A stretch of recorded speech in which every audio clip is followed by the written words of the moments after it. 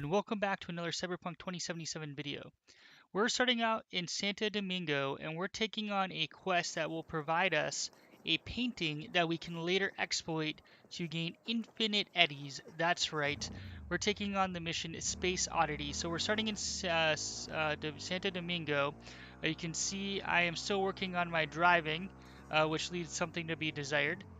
Now, we're taking on this mission. We are level, I think, 18. We'll find out a little later in this episode. I am recording the voiceover later. And you can also see here I've plugged in my Xbox controller to my gaming laptop as I record this. Okay, so we are in Santo Domingo. Piez is the fast travel point. We're going to run over to this area that I just outlined. And we're going to see some, I guess, vagabonds circled around a case. Now, before you go to the case or after, it doesn't really matter. Run behind and around this building to scan and pick up a data shard or shard access shard, excuse me, that will allow you to open the case. So we're going to scan them. You actually don't need to scan them. I thought something would pop up, but it doesn't. So we're going to run back, talk to the vagabonds here, and convince them to give us the case. So we're going to speed through this real quick. Basically, we're going to pay 2,000 eddies. It is well worth the price. You could also challenge them to fight, and I believe fight it out. I've always just paid them because it's quicker and faster. Now, this mission is at level 18, a high danger level, and you're going to see why. It's actually not these homeless individuals guarding this case.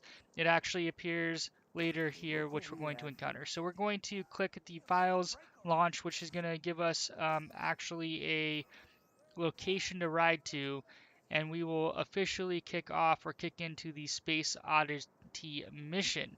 So we're going to hop on our bike and head out there. I'm going to speed this up here just to make it go a little bit quicker. So we're going to ride all the way out here, just following the arrow as carefully as possible. We're going to go out into the desert, and in the desert there will be a, call it pod or item that dropped from space that we're going to want to claim. Now it is being guarded by 7 enemies that are fairly high level. Now for this build and this playthrough, I am playing as a Netrunner, a stealth character, so very high intelligence, focused with quick hacking, outputting damage, so we're going to use that to our advantage. This is a good time for me to say I am actively trying to grow my channel, so if you like what you see, please consider supporting the channel by subscribing and dropping this videos and other videos you enjoy a thumbs up. So we're going to play this out just so you can see the enemies around. Now I just obtained this pretty sweet sniper rifle from Pan Am. I won't get into that mission at all, but effectively I'm going to try to use it to start building my sniping skills. And you can see I am intelligence, quick hacking ability. Now in full transparency, this takes me a minute because I have not been using a controller. I normally use a mouse and keyboard, so I am getting kind of used to using a controller. That is because I'm playing on my gaming laptop instead of my gaming rig. Okay, so we're going to leverage suicide. We did upgrade our operating system because we are playing a Netrunner build, as well as our quick hacks, and we output massive damage with our quick hacks just given our perk points. But suicide here, taking out 1, 6 to go. There's another one to the right. Now once they commit suicide, they're going to see the bodies and go on higher alert, and then they're going to start patrolling around, so you can actually pull them out. I'm going to do a quick breach protocol, lower the RAM I need to quick hack this guy. And I think we're going to use a few different moves. You could see here I will on occasion use ping. Ping is extremely helpful because you can see where other enemies are, especially as they start pathing around. So I recommend spamming ping. I also like contagion because it will spread. And then with the perks, the distance is actually pretty far. So that's a good way just to kind of see where other enemies are. And you can see here hitting them with some quick hacks and then finishing them off with a sniper shot. Alright, so if we come around this post, there'll be a couple more to go. We have 5 more to go, and we are going to kind of come up here. There is a guy that caught me by surprise when I was running this out in a test run up here to the left. So yeah, right there, make sure you take him out. We're going to ping him, mainly because we want to see where everyone else is. And then we can see there's 3 right there, and then there's a 4th actually further back, just out of range. and you can see the guy on the right is pathing around. So that's why it's important. Once they see the bodies or hear a gunshot, they will path around, and that's why ping is so helpful. So there you go for my net running ability. You can see he's already a little bit damaged because of the contagion actually spread to him. I think it's a pretty powerful move because it does damage enemies and jump from enemy to enemy. There are perks to upgrade, so check that out. And then you can see um, there are 3 here, and we're still missing 1 out of range because there are 4 left. So we're going to take this on, move through here, continue to use net running abilities. You can jump forward in the video or check out the description. I'll try to post some timestamps to help make this video a little better, but I'm enjoying playing my Netrunner build, and we got a glimpse of the 4th enemy out there, and then our ping faded out. So you're just going to see I'm taking my time. Now I have, I think, like body 5, so I really can't take a hit. You can see I don't have a lot of health, and I can tell you just playing I have very little armor, so I really need to stay stealth and leverage, at a distance, taking out enemies, and just make sure I don't take a lot of hits because I can't. Now we are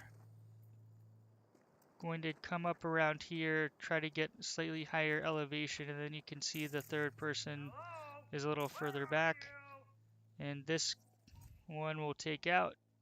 Just gonna go with short circuit, which is pretty powerful. Outputs a lot of non-lethal damage, and then we'll finish them off with synapse burnout before we jump up here to get an angle. And I'll use some sniping here just to level it up. Suicide that guy. Just make sure there you go. As soon as we see him put that down and pull the pistol out, we know we're good to go and move forward. And then the final lone guard, I guess these are Militech agents. And I think I just pinged him there, which probably didn't make any sense. And hit him with contagion, and then we'll finish him off with a sniper bolt. When I start leveling up sniper, in general in games I play, I like standing back and sniping or long range weapons. So here we go. This is what it's all about. Johnny's going to give us a little explanation on what this is. I'm going to do some looting. We're just showing this so you can see there's nothing that special that I found off these guys, but there are, a few items that we're going to want to deconstruct for components and other stuff. Okay, so this painting is super important because we sell it for 4,000 eddies. Once we exit and then buy it back, we can buy it back for 5 eddies. So you can just keep selling and buying back. So you sell it, you close out the transaction, then you open it up again, buy it back, and then sell it. So you can basically make infinite eddies. Now I am going to post another video. You'll see a card on the top right that takes you to an even better exploit where you can get infinite paintings to sell, and on top of that you can get infinite components and or weapons if you so choose to deconstruct. So be sure to check out that video, and we're going to complete this. So the rest of this video we're going to just do some looting. We'll finish off a discussion, and here you can see I'm level 18 intelligence, cool build primarily, and so that's why I was quick hacking. And now we're going to run over and go show you how to sell the painting and then buy it back and then sell it. So we're going to just pick on the map a location, the nearest location where we can sell. We're going to speed up and just kind of skip to getting there. So we're going to head over, and then in a second here we should just appear if I'm editing correctly. And there we go. So now we are at this station, and I'm just deactivating a camera because it's scanning us, and I don't like that. And then we're going to sell, go to all, and it's going to prioritize in the rarity of components. You're going to see the map right up there. We can sell it for 4,000, so I'm going to click on that. I'm also going to, I think, sell a component just for the heck of it, to just see how this works. So right now I'm going to make 4,000 eddies. When I open it back up, you're going to see here I can buy it for 5 eddies. So that's a pretty good deal. Be sure to check out the other video and hope to see you in future videos. Thanks so much for watching.